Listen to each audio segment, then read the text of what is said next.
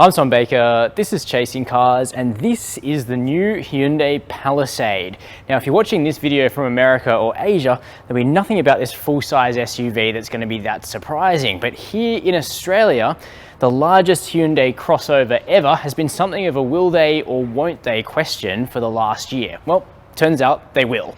Before the end of 2020, the new Palisade is going to be rolling into Hyundai's Australian showrooms, and there's going to be a significant choice in the range.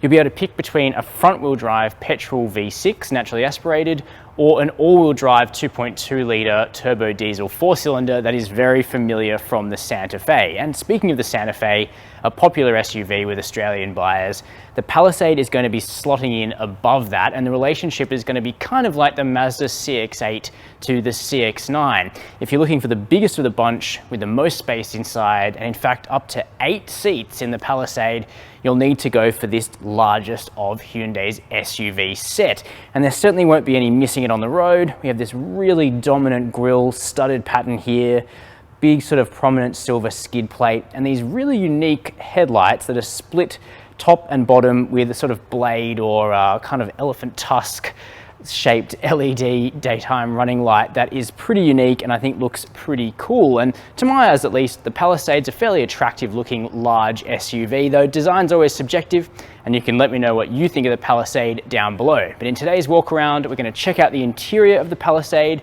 the back seats and the third row and boot, and talk about exactly where this is going to fit in the continuum of SUVs in Australia. Before we get started, make sure to hit subscribe down below and the notification bell, as it makes a big difference. Jumping up into the Palisade, and what's immediately clear is that this is the nicest interior that Hyundai have ever put into one of their cars. If you're thinking this is just a Santa Fe pumped up on steroids, that's actually coming at it from the wrong direction. This is a completely different vehicle and significantly more upscale in the interior, and that's immediately evident from the high quality materials that are basically on display everywhere. We'll come back to the seats in just a sec, but in terms of perceived quality, from the creamy leather on the wheel to the soft touch surfaces on the dash, down where your legs rest and on the doors, it feels suitably expensive in here. And that's good because it's going to be taking on, you know, upper mainstream vehicles like the Mazda CX-9 that are very nice inside as well. But I actually reckon the Palisade, at least on first impressions, might have that car beat. But you can let me know what you think down in the comments. Now, in terms of what we have on offer here, it starts with a technology package that's quite nicely integrated. We have a 10.25 inch touchscreen up here, which is really high res and very snappy. It's divided into panels, so you can put your favorite features up, 3 of them onto the home screen. We've of course got inbuilt navigation and digital radio, but also wired Apple CarPlay and Android Auto. Plus a few little tricks, including a feature called Driver Talk, which amplifies the driver's voice through to the back of the car so you don't have to yell at the kids when they're being complete brats, and also a quiet mode that keeps the music louder for the driver and the front passenger, but nice and quiet in the back. So Hyundai clearly are taking a family-friendly approach to this vehicle. Now this car has a pretty lush, light-coloured interior with these kind of stone grey leather seats that feel comfortable on first impressions, but of course without taking the car for a longer drive, it's hard to say for sure. We have a significant range of electric adjustment. We also have this really nice pinstriped kind of wood effect trim, which I think lifts the perceived expense of this vehicle in the cabin, but no doubt there will be different options available.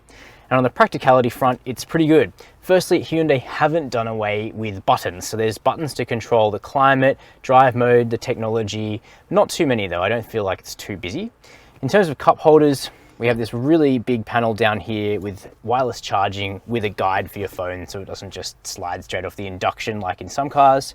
And a feature like that seen in the Volkswagen Tiguan, where you can actually deploy cup holders that kind of keep a larger drink safe and secure. Then we have really big bin under here, big door bins, and you know, really up to the minute features like 7 USB ports for the whole car. And speaking of what rear seat passengers are able to use, we'll jump into the second row now. Here in the second row of the Palisade, the first choice you have to make is the one I mentioned up front, which is that you can either choose the Palisade with an 8-seat configuration like this vehicle, or also very likely the option of a 7-seat configuration, which replaces this bench with 2 more lush captain's chairs, while the 3 seats to make up 7 in total are actually in the last row. But I think that this bench configuration is probably more likely to be the more successful one, given that it takes this car up to a really mammoth 8-seater capacity without having to get into something frumpy and ugly like a van-based MPV. Now, what's the space like? Pretty good, but I've got this set up to basically be used as a 5-seater with maximum legroom. So for myself at 6 foot, I do have heaps of legroom behind my own driving position. Headroom is also absolutely fine, even though we've got the dual pane sunroofs on this vehicle, and you can easily get 3 adults abreast because the floor is completely flat. Now, if we need to make more space for those in the 3rd row, we can take the seat forward. It slides very, very easily and lightly. We also have a recline function here. As you can see, it goes all the way back, making this a really nice road trip car for those in the back. Plus we have heated and ventilated seats in the first 2 rows.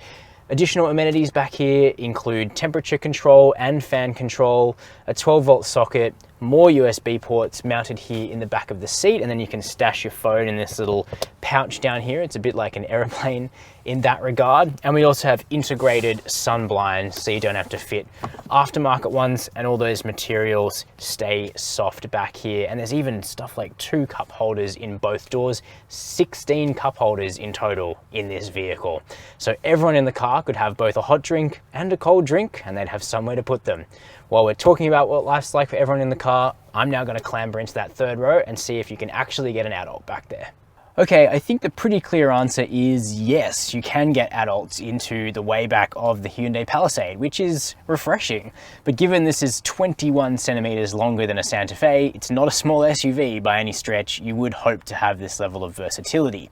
Now, the 3rd row isn't perfect. The squab's really low, so as you can see, it doesn't support my legs, but it's not really designed for adults or big kids. It's really for smaller kids here in the back, and 3 of them, because there's 3 points here in the 3rd row, giving this car quite a bit of practicality. You can get an extra baby seat back here as well as the 2 in the outboard seats in the 2nd row, which is really, really nice if you have triplets, for example.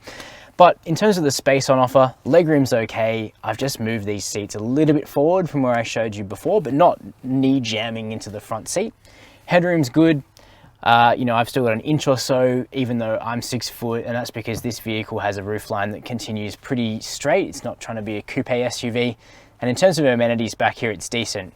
This car has curtain airbags in the 3rd row, unlike the Santa Fe, so that's certainly peace of mind. 4 more cup holders, 2 more USB ports, and air vents as well, plus decently sized windows, and that big sunroof pretty much extends back here, so the view out is decent. We'll drive the new Palisade on Australian roads later this year, but as I mentioned up front, the dominant choice will be one to do with engines that will fundamentally determine the character of your new Hyundai Palisade.